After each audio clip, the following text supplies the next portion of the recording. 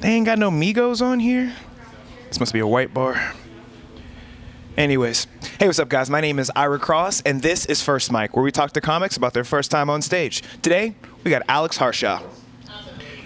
I mean, they don't have anything at all on here. The screen is blank. But I bet you they don't got no black music. I'm just saying.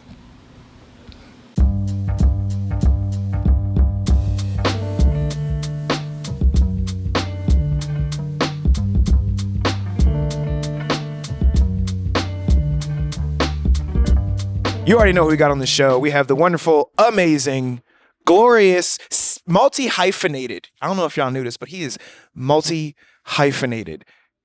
I got distracted. Sorry. She was wearing orange and she got my attention. We have Alex Harshaw, ladies and gentlemen. Alex, thank you so much for being on, man. I appreciate you. Hey, happy to be here. I mean, happy to, what do we say when we're on set? Because he does more than just comedy, obviously. We say, what is it? Happy to be here. Easy to work with. That's what it is, right? You never heard that? No, I actually haven't. That's because Alex is hard to work with. That's not true. It's not even close to true. Dude, tell us about what got you into comedy. I became interested in comedy when I was in middle school. Okay. During summer breaks off school, I would watch two things. I would watch cartoons, a lot of cartoons. And when I wasn't watching cartoons, I would watch Comedy Central Presents, which, for those who aren't familiar, are like half an hour segments of stand-up comedy. Yeah. Just like Comedy Central playing what they're actually known and starred for. Comedy. For comedy, right? Like just as raw comedy, like it doesn't get much more raw than stand-up comedy. So I was watching those. They would play like 8 back-to-back half-an-hour episodes, and they would like roll into Mad TV or something like that. Yep. But I just remember being fascinated by the format. It's just a person upstage all by themselves with a microphone, being entertaining with just their voice, or maybe a puppet occasionally, right? For like, a whole half an hour straight. And there was a lot of stuff that was really funny. Yeah. And there was... I don't know. I had never been exposed to something like that before. And then around the same time period, that's when Dave Chappelle started blowing up. I was familiar with the Chappelle show, but, I got his specials. I remember having For What It's Worth on my iPod Classic. Yes.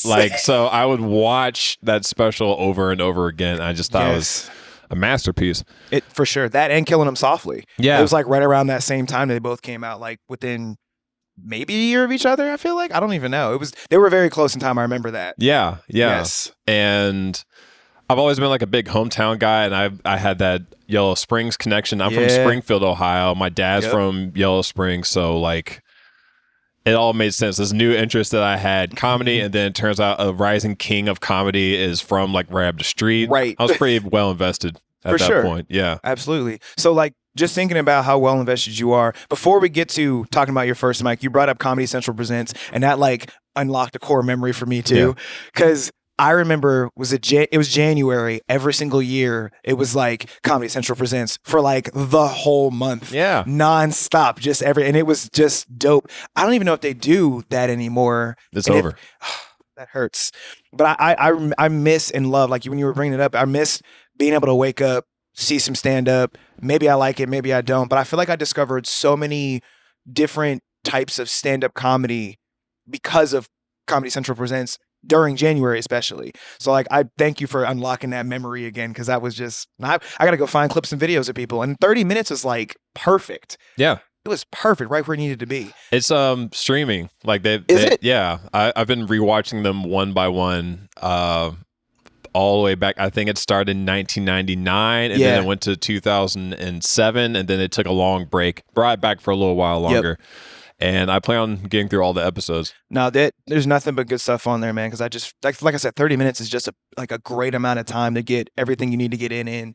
I mean, our special is great. Don't get me wrong. But a 30 and I really feel like, this is just me looking back at it, I really feel like not much of it is like edited and curated. It's just boom, there it is. So I mean, this isn't me saying I haven't seen it in years, but all that to lead back into our winding paths that we take in this show. All that's to lead back into, tell us about your first time on stage, whether it was your open mic, first paid gig, whatever that looks like. Tell us about your first time, man. That's a good sign. Look at his face. I know. My first, I've been thinking of actually talking about this on stage, but I haven't got around to it yet. Okay. 2015. Okay. Was the last year I was in college. I had been accepted to an internship in Washington, D.C. Got you. And leading up to that, I had been gaining more and more confidence and curiosity about stand-up, and I decided that I was not going to leave Washington, D.C. without doing my first open mic. I was like, no one knows me there. I could just do this privately and like not have anybody bother me about it. Because I was really shy back then, and in some ways still am. But I just got to give him some shit. Sorry. Yeah, no, it's fine. But yeah, I got you. Reserved, sure. Like an old whiskey. But the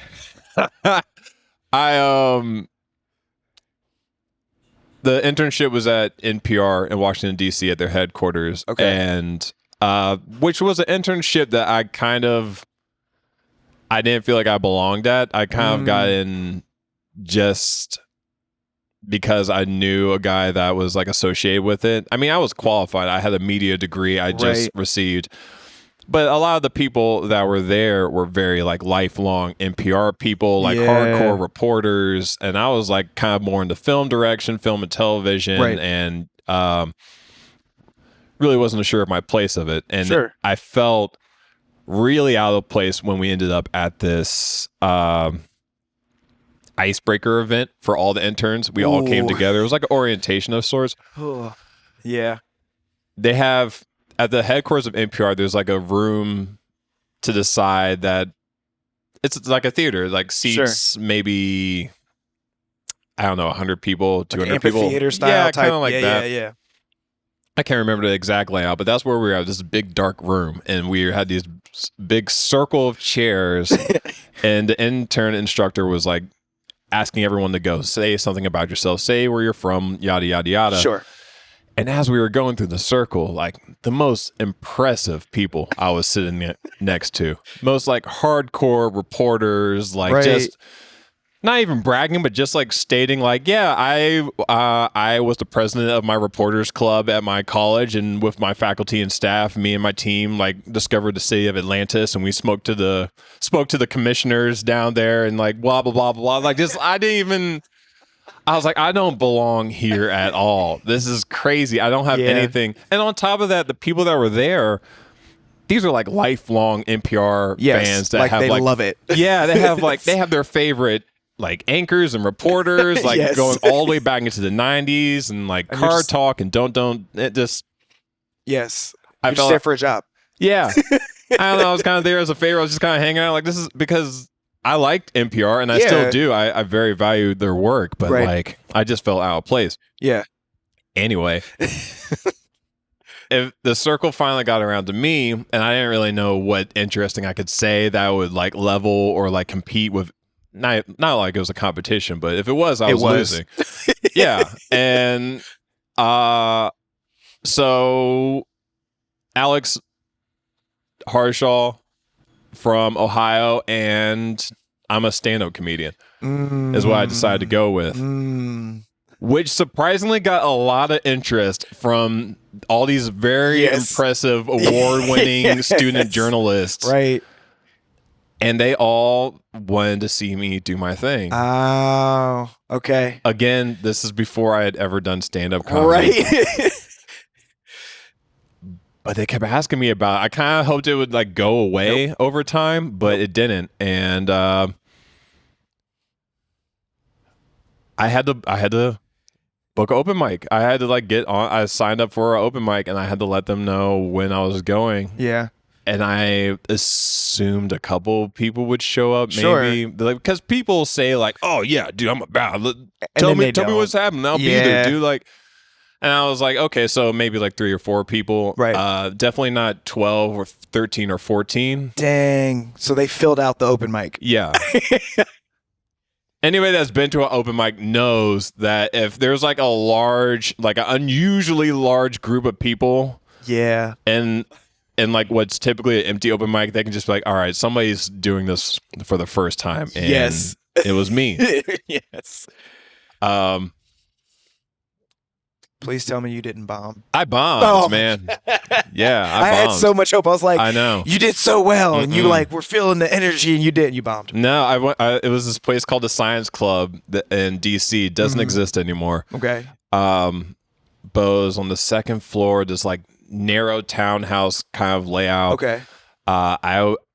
They knew that all these people came for me, so they like put me towards the end of the list, which is like a classic hosting decision. Yeah. It makes sense. You don't want the whole place to disappear. Exactly. And man, I had prepared jokes ahead of time. Sure. But anybody that's doing it for the first time, like you just don't know what you're doing. You Right. could be funny conversationally, but it's a different beast. It's not the same. I got through one joke about Father's Day because it was right around the corner at the time I did this. I wanted to do something topical, and it did okay. Okay, so you didn't completely bomb.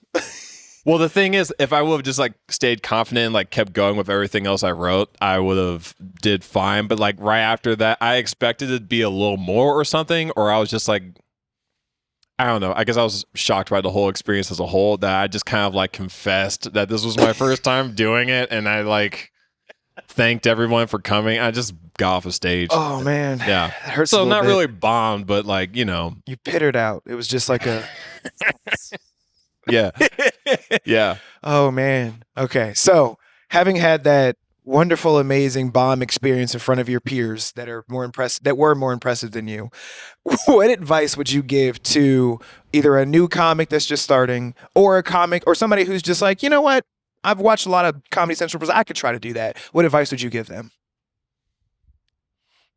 Have fun. Ooh, okay. Which is so simple, but it's so true. Just because stand-up comedy is what you make it. Yeah. And it's really easy to get into your head and overcomplicate it. I'm definitely guilty of doing that. Yeah. And it's just like having fun is contagious. The audience will know that they want to have fun too. That's the reason that they're there. That's why they're there. That's why they're there. And especially when you're just starting off, there's so many different facets of being a stand-up comedian, about your stage presence, being aware of what's happening in the world at the time, being aware of what's happening in the room. Yeah. What did the comedian before you just say? Yeah. There's a lot of things. Oh man, like just like making sure that you cut the fat on your material, and like making sure that everything. I could go on and on and on. Yeah, There's a lot of different facets of stand-up comedy that a lot of people wouldn't imagine. But when you're just beginning, and even further on afterwards, I think you should just focus on making yourself laugh more than the audience, just like having fun and playing with it. Yeah. Because if you have any chance of continuing to do it, that's going to be really important. Yeah. Because it's a struggle sometimes to like convince yourself to go up to the open mics. They're late, long nights. Yep. It's you're going to be around the same people very often to like do sets with, by the time you go up, there might be a few people in the audience. You got to love it. So yeah.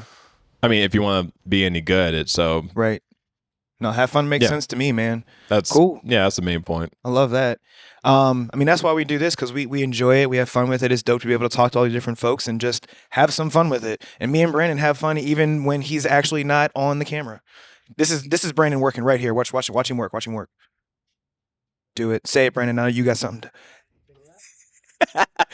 Anywho, dude, Alex, thank you so much for being on. Oh, last thing I got to ask you and put you to work on. Where can people find you on social media, websites? Where can we find you? Type my name, AlexHarshaw, and then type whatever social media you want. It's the same everywhere. I try being very straightforward with it. Yes, keep it simple. If I had to pick number one thing, check me out on YouTube. Give me a subscribe on YouTube. That's where I'm going to plan on putting most of my comedy content. Mm-hmm. And if you're watching the whole video, you're already on YouTube anyway. So yeah, go ahead and not make that hard. that happen. Come on, yeah, get it together. So thank you so much, dude. This is awesome. Just for you to give some time and let us know kind of what your thoughts are about comedy and your first mic. So out in Washington, D.C., that could be scary. But the last thing I got to say, which I love to be able to say, is thank you so much to Rehab Tavern. Appreciate you, my guy back there. Hey. So always thank you so much to Rehab. If you haven't been here, you got to show up. You got to come. We have shows here for comedy. There's other types of shows that pop up here too, believe it or not. And then just come on a random Wednesday at 7 o'clock and just get yourself a drink. Maybe Yost will be here. They have a happy hour here? Is there happy hour here? I don't know. I just show up and buy alcohol. Boom. Best prices in Ohio. I didn't even say it. I'm quoting somebody. But thank you to Rehab. Thank you to everybody who's involved in making this dope show. This wonderful guy, of course. If you're watching, thanks for watching. If you're listening, thanks for listening. Have a good one, guys. Come back. Dude, thank you so much, man. Yeah. Appreciate you, dude. Anytime. Cool. That was fun. And we always do a photo afterwards. Okay. We do a horizontal and a vertical. We gotta have stuff pop up. Yeah.